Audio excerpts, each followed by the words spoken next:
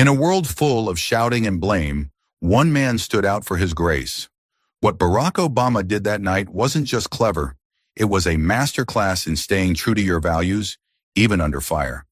The sun had just begun to set over Washington, D.C., painting the sky with soft gold and rose tones that bounced off the glass windows of the National Leadership Forum.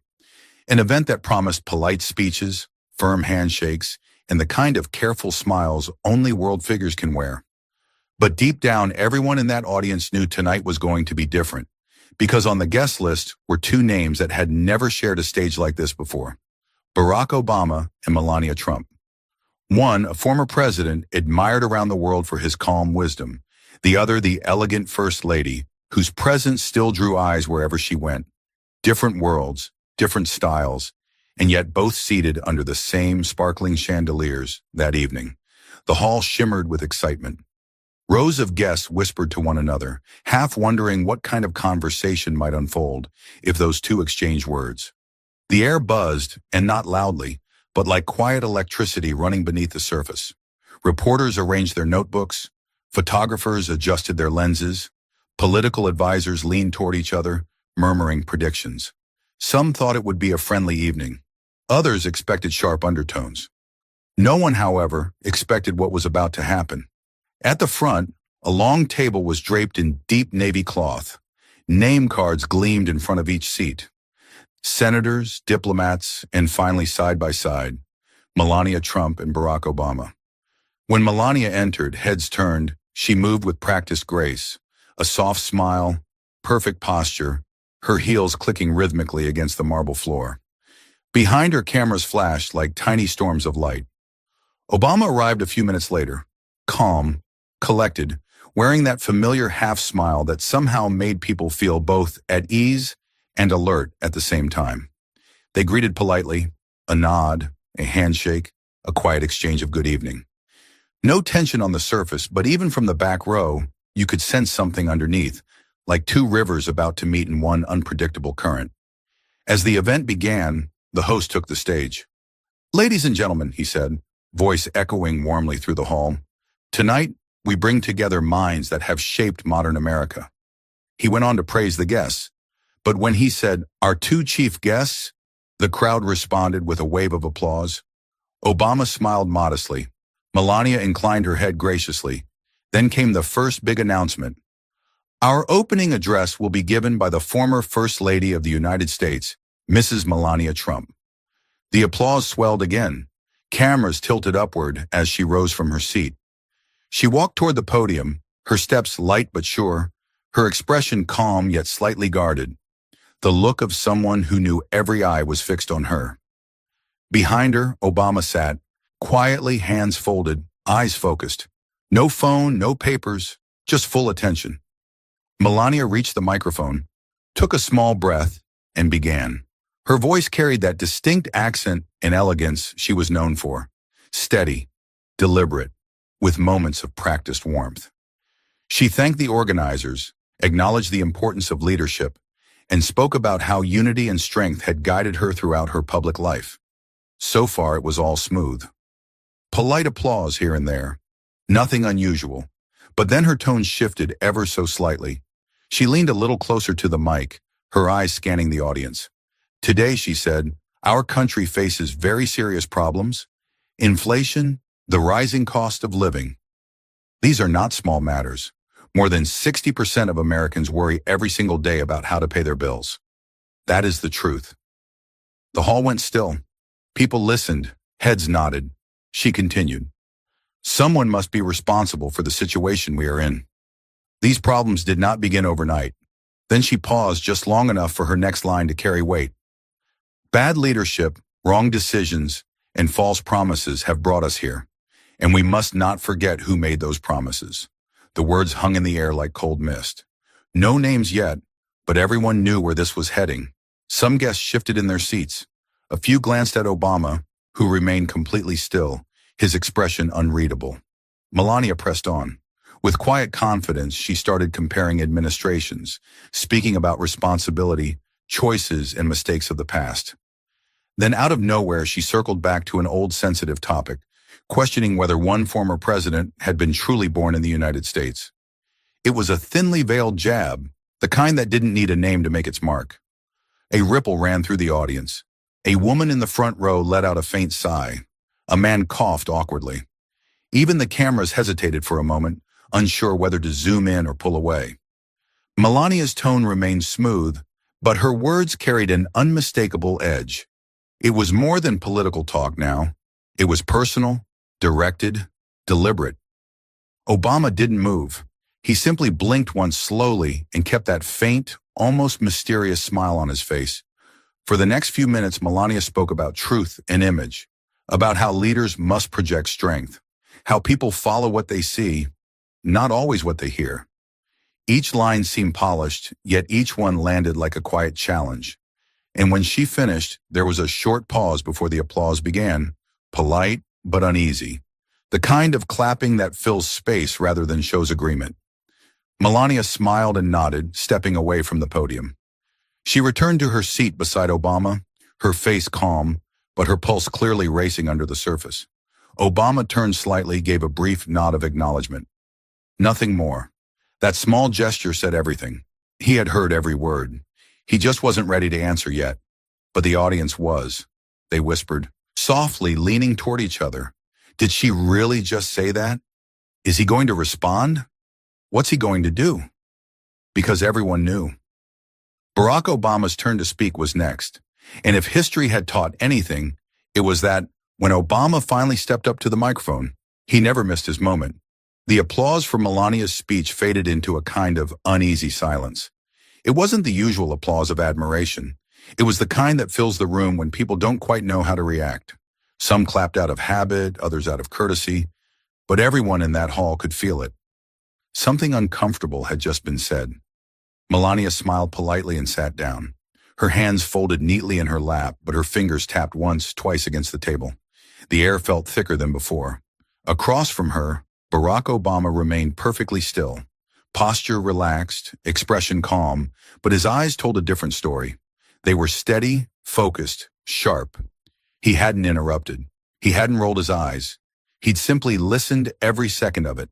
And that silence, that calm, was almost more powerful than any response could have been.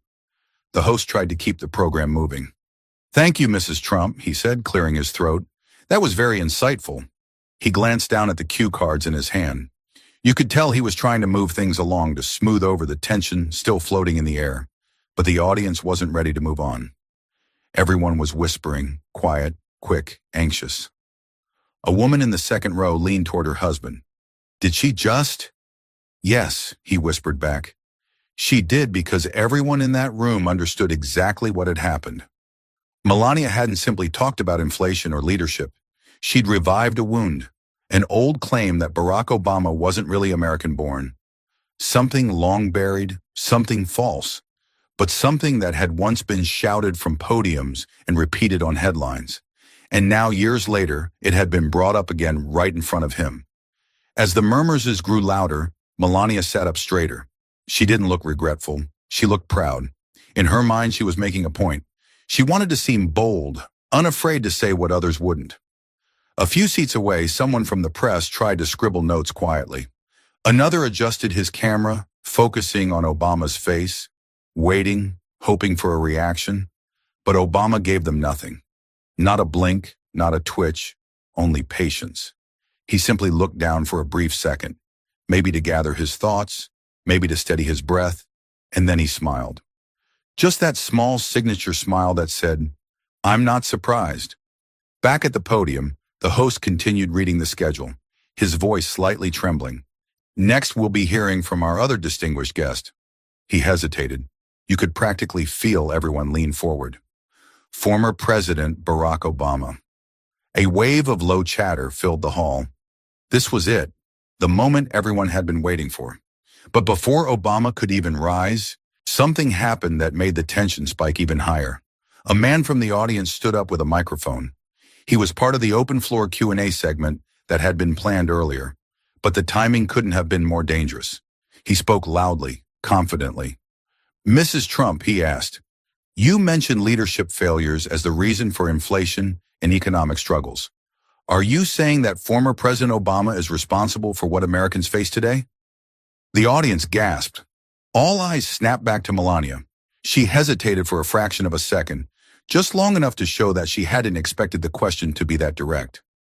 But then she lifted her chin slightly and said, "Yes, I believe decisions made in the past are why people are suffering now. Some leaders cared more about image and speeches than real action." You could feel the words slice through the room like a cold wind. And though she didn't say his name, every single person there knew who she meant. She looked composed, but something in her voice trembled. Maybe it was nerves. Maybe it was the sudden awareness of what she'd just done, challenging one of the most respected figures in modern politics. Right to his face. From his seat, Obama let out a quiet breath. He wasn't angry. He wasn't even offended. If anything, he looked almost amused. The kind of amuse that comes when someone thinks they've cornered you, but you already know the entire board. He leaned back slightly, hands clasped in front of him. The faint light from the chandelier above reflected in his watch as he glanced toward the stage. Everyone could tell he was preparing something. The host cleared his throat again. "Thank you, Mrs. Trump. Now please welcome President Barack Obama." The words echoed like the introduction to a final act in a play. The entire hall erupted into applause. This time louder, more genuine, almost like people were clapping, not just for him, but for what they hoped he'd say next. Melania's expression changed. The confidence she had earlier began to fade ever so slightly. Her smile tightened. Her eyes flicked toward him, then away. Obama rose from his chair with that calm grace he was famous for. Every move felt deliberate, every step measured. The room went quiet again, so quiet that even the sound of his footsteps on the floor seemed loud. He walked past Melania, offering her a brief nod, polite, professional, but firm. Then he stepped up to the podium, adjusted the microphone, and waited. He didn't speak right away. He just looked around the hall, scanning the crowd, giving each second enough silence to build tension. People leaned in, waiting for him to start. Finally, after what felt like a full minute, he smiled softly and said, "Well, that was quite a speech." A wave of nervous laughter rolled through the audience. Even Melania gave a small, awkward smile, but Obama's eyes, calm, steady, didn't leave hers. "You know," he said, "it's interesting how sometimes people talk about truth while standing in a room full of people who know the truth." The crowd went completely silent again. Every word was slow, careful, perfectly timed. At that moment, everyone realized this wasn't going to be just another polite response. This was something else, something sharper, something unforgettable. And as Obama straightened his posture and leaned into the microphone, the whole hall seemed to hold its breath because everyone could feel it. He was about to answer her, and when Barack Obama answered, he never held back. The room was quiet, too quiet, the kind of silence that comes just before a storm. Barack Obama stood behind the podium, his hand resting gently on the edge of the microphone. He didn't speak right away. Instead, he let the stillness do the work. The audience shifted in their seats, cameras focused, and even Melania, who had looked so confident moments earlier, now seemed uneasy. Obama looked out at the crowd, not rushing, not forcing a smile, just scanning every face in front of him. Then his eyes settled briefly on Melania. For a split second, their eyes met, and in that moment, you could almost feel the energy shift. He finally spoke softly but clearly. Well, he paused for effect. That was quite a speech. Laughter rippled through the audience, nervous and unsure, but it was enough to break the tension for a moment. Obama gave a small smile, the kind of smile that said, "I heard everything you said, and now it's my turn. Now, before I start," he continued, his tone calm but steady, "I want to say this. We all care about this country. Every person in this room wants to see America do well. That's something we share no matter what side we're on." The audience nodded. Melania looked down briefly, perhaps thinking the moment would stay civil, but Obama wasn't done. He leaned forward slightly, his voice dropping just a little lower, firmer. "But sometimes caring about this country means being honest. And sometimes honesty can make people uncomfortable." A hush fell over the room again. He straightened up, clasped his hands together, and gave a thoughtful smile. "You know," he said, "it's interesting how people like to talk about leadership truth and responsibility. But it's even more interesting when the same people forget how those things actually work. He didn't name anyone. He didn't need to. Everyone knew exactly who he was talking about.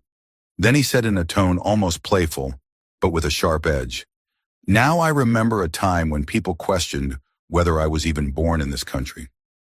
The crowd stirred. Melania froze. He looked directly at her. "Some said I wasn't one of you," he continued. "They said my birth certificate was fake. They said I didn't belong here. And many of those claims," he said with a faint chuckle, "came from the same household that's sitting right here tonight." A ripple of laughter broke out in the audience, followed by a few gasps. Obama smiled, but there was steel behind it. He took a slow breath and added, "You see, it's easy to question someone else's truth when you've never had to defend your own." That line hit like a thunderclap. The camera zoomed in. Melania's expression tightened. Her fingers clasped together on the table. Obama wasn't raising his voice. He didn't need to. His calmness carried more weight than anger ever could. Then came the moment that no one would forget. He paused again, looked right at her, and with that same steady smile said, "But before we go around questioning other people's identities, maybe it's worth asking, are you sure you're really Trump's wife?" You could hear the collective gasp echo through the room. A few people even laughed quietly, nervously, like they couldn't believe he had just said it out loud. Melania's eyes widened. She opened her mouth as if to respond, but no words came out right away. Obama didn't move. He just stood there composed, hands still resting on the podium, waiting. Melania finally found her voice. That's not an appropriate question," she said quickly. "You are being disrespectful." Obama tilted his head slightly. "Oh, disrespectful." His tone was mild, but there was that familiar spark in his eyes. The one people remembered from debates. The one that said, "You can't shake me." "See," he continued, "when people start twisting stories, spreading rumors, and attacking others for no reason, that's disrespectful too. But I guess it's easier to call something inappropriate when the truth gets too close to home." The audience didn't know whether to clap or stay silent. The tension was that thick. Obama went on, "You talk about image and presence, how leaders should look, how they should speak. That's fine. But what about honesty? What about integrity? A leader's power doesn't come from their wardrobe or their camera angles. It comes from being real." He looked around the room again. And real leadership means owning up to the truth, even when it hurts, even when it's inconvenient. Every word was deliberate, every pause perfectly timed. Then he turned back to Melania, his tone lighter, but still pointed. "You know, I get it. It's easy to throw words around, especially when the people you love are the ones who started the story in the first place." The crowd shifted again. They knew exactly what he was referring to. The years when Donald Trump had fueled the birther conspiracy against him. Obama leaned closer to the mic, lowering his voice, the room hanging on his every syllable. "I've kept quiet about a lot of things, but don't confuse silence with weakness. I've seen and heard more than people realize. And if I ever wanted to, I could show things that would make a lot of people very uncomfortable." The entire hall froze. The sound of a glass clinking against the table was the only thing that broke the silence. He gave a small smile. "So before you question someone else's truth, make sure your own story doesn't have missing pages." It was smooth, it was precise, and it landed with force. Melania looked shaken now, her lips pressed together, eyes darting away. She took a sip of water, her hand trembling slightly. Obama, still perfectly composed, adjusted his jacket and said warmly, "Anyway, let's get back to leadership." The audience laughed softly, relieved for a moment to exhale, but the message had already been delivered. Obama didn't need to raise his voice. His calmness was the power. He closed that part of his speech with one last line, spoken gently but firmly. "Respect isn't demanded, it's earned, and it's earned by truth, not by appearances." Then he smiled, nodded to the host, and stepped back, leaving behind an audience that had just witnessed one of the most graceful takedowns in public memory. As he returned to his seat, the applause began, slow at first, then building into a steady rhythm that filled the entire hall. Obama didn't look back. He didn't need to. The storm had passed, and he had walked straight through it without breaking a sweat. The room buzzed with tension, like a string pulled too tight and ready to snap. Obama had just stepped back from the podium, his calmness radiating like quiet thunder. The applause still echoed in the hall, but behind those claps was a different kind of energy, shock, disbelief, and a little bit of fear. Melania sat frozen. Her smile was gone, her posture stiff. You could see the color drain from her face as Obama's words replayed in her mind. "Are you sure you're really Trump's wife?" She clenched her glass, her knuckles turning white. Cameras were still flashing, microphones still pointed, but all she could hear was the pounding of her own heartbeat.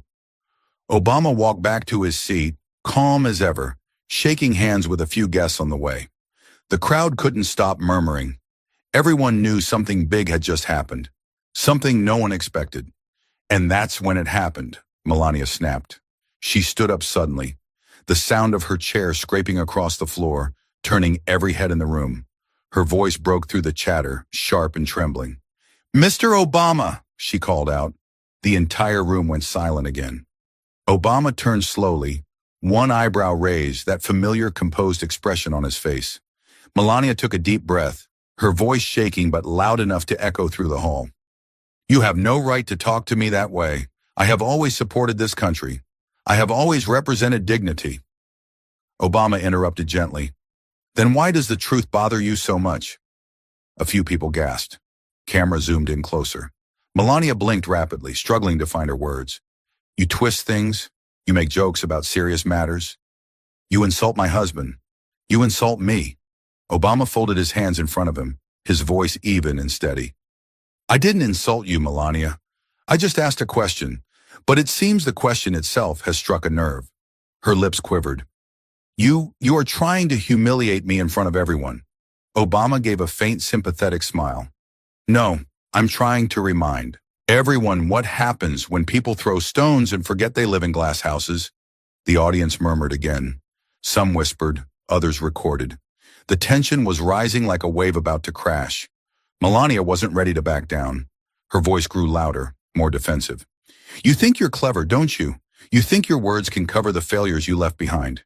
Inflation, high costs, and broken promises. That's your legacy." Obama nodded slowly, taking a step closer to the mic. "Interesting," he said calmly, "because last I checked, the people leading right now, the ones running this show in 2025, aren't exactly wearing my name." The audience let out a collective gasp. Some even clapped. Melania's face flushed with anger. "You're always blaming others, always playing the victim," she snapped. Obama's smile faded. His eyes sharpened. "Victim," he said softly. "No, Melania, I'm not the one who built a political empire on attacking other people's identity. I'm not the one who started a movement questioning where someone was born. That didn't come from me." He paused, then added with quiet emphasis, "That came from your own home." The silence that followed was deafening. Melania's hands shook as she tried to reply. "You don't know what you're talking about." Obama didn't let her finish. His tone shifted, still calm, but firmer now. "Actually, I do, because when lies were spread about me, I stayed quiet. I had the proof. I had the truth. I didn't need to scream." "But maybe," he said, pausing just enough to make the moment heavy, "maybe it's time some other truths come out." The room went still. Melania's eyes widened. "What are you talking about?" Obama leaned slightly forward, his gaze steady. "Let's just say there are documents, things I've seen that would make your husband's public image look very different." You could feel the audience holding their breath. Every camera light blinked red. Every reporter leaned in closer. Melania looked pale now, her voice barely a whisper. "You wouldn't dare." Obama gave a small knowing smile. "I don't need to because everyone already knows enough to see what's wrong." He let that hang for a second before adding, "And maybe if the truth came out about how much influence you really have in the White House, people would start asking different questions." Melania's lips trembled. "You're threatening me." Obama shook his head gently. "No, Melania, I'm reminding you, when you try to drag others down with lies, sometimes the truth fights back." The tension in the room was unbearable. Even the host didn't know whether to intervene. Then Obama said one last thing softly, almost like a whisper, but every microphone picked it up.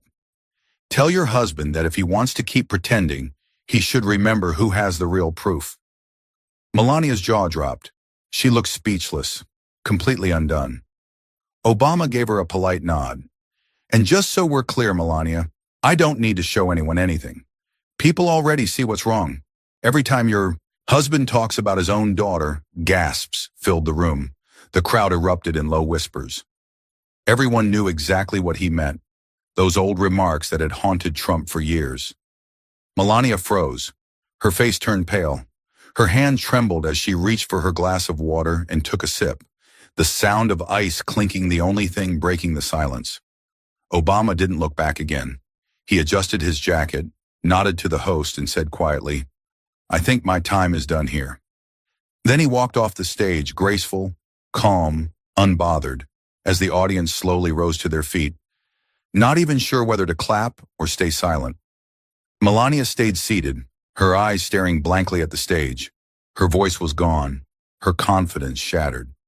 The woman who had walked onto that stage, certain of her words, now sat in silence, realizing she had just been outmatched by one sentence at a time. The event carried on, but the air was heavy. Everyone knew they had witnessed something that would be talked about for a long time, not because of the politics, but because of the power of presence, composure, and truth. Obama didn't win by shouting. He won by staying still while everyone else lost their balance. And as the cameras kept rolling, Melania quietly whispered something to herself, but no one could hear. Obama had left, but his message stayed behind, echoing in the silence. Respect isn't demanded, it's earned. The hall was still humming, but the energy had changed completely. The applause had faded into small, uncertain murmurs. Barack Obama had already stepped outside through a side door, his tall figure moving calmly through the corridor. The sound of his footsteps echoed softly, measured, almost rhythmic. Inside, Melania sat motionless at the long table. Her glass of water was half empty, but her throat felt dry. The bright stage lights no longer seemed flattering. They were harsh now, almost unforgiving. Every whisper, every rustle of a note, every flicker from a camera felt like a spotlight on her silence. No one spoke to her right away. Even the host, a seasoned moderator who had handled countless tense panels, chose to say nothing. He just smiled awkwardly and muttered, "Thank you, Mr. Obama," before moving on to the next item on the schedule. But the mood of the room never recovered. Outside, a light breeze moved across the courtyard. Obama paused for a moment, looking up at the night sky. The city lights reflected in his glasses as he took a slow breath. His expression wasn't smug. It wasn't triumphant. It was thoughtful, almost sad. He turned to one of his aides who had followed him out. "That could have gone better," he said quietly, half smiling. The aide hesitated. "You handled it well, sir." Obama nodded. "Maybe, but I didn't want to hurt her. I just wanted the truth to land where it belonged." He looked back toward the hall's tall windows, where he could still see the faint silhouettes of people moving. "You can't build anything solid on falsehoods," he said softly. "Eventually, they crumble under their own weight." Back inside, Melania finally rose from her chair. Her steps were slow, deliberate, as if every move carried the weight of what had just unfolded. She stopped by the mirror near the exit, her reflection looking back at her with tired eyes. She whispered under her breath, "Why did I say so much?" For the first time that evening, there was no one to impress, no cameras to smile for, just her and her thoughts. She took a deep breath, straightened her jacket, and quietly left the room. Later that night, the story of the event would be discussed in every circle. People would debate what had really happened, who had gone too far, who had shown strength, and who had lost control. But for those who were actually there, one thing stood out: the contrast between calm and chaos. Obama's calm had disarmed everyone. He didn't fight with volume, he fought with composure. His message had been less about politics and more about principle, about standing firm when someone tries to twist truth into theater. And Melania's reaction, though painful to watch, was something deeply human. It was the reaction of someone cornered by words sharper than any weapon, a reminder that pride can sometimes turn into a trap.